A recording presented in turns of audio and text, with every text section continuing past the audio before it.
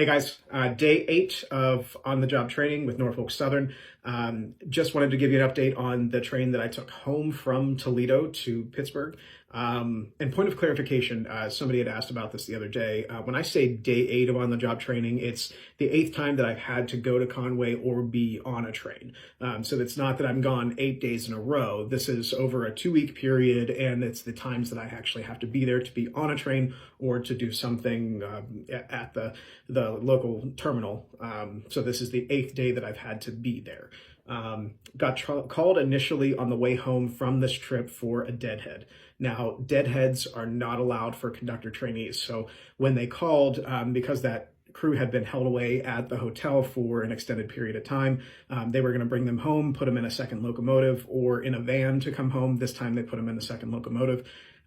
I just had to be attached to the crew in the front. So I was still on the same train as the rest of the guys on the way home because they couldn't van them home. But I just had to be in the front cab doing something. You don't learn anything if you're in a van on the way home, or if you're in the train sleeping 2 cars back. So 22W on the way home was pretty much a straight shot. We were making excellent time on the way home. I thought I might actually get home by breakfast. And about probably 2.5 hours into the trip, we ran into a train that had gone into emergency.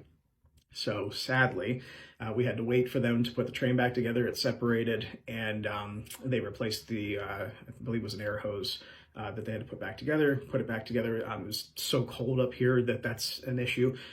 So they got everything back together and eventually got us around the train and then got home. So what was going to be a 7 or 8 hour day turned into a 10-hour day because of the train going into emergency. And when I got back to the terminal, we had to shuttle all the crews from where the train had stopped back to the terminal to log out. And then when we got back to the terminal, we had to take a random drug test. That was the first time I've had to do that. So I had to wait for my conductor and engineer to go in before me, do theirs, and then I went and did mine. So I got out of there about 11:30, something like that. And our train was called for 2:50 in the morning. So that was the time period of that.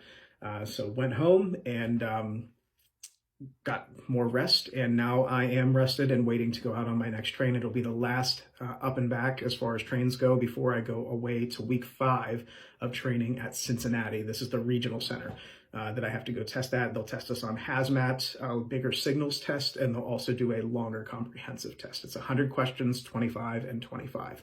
And at the conclusion of that, we get a $1,000 bonus. So that's exciting as well. So that's it for day 8 of OJT.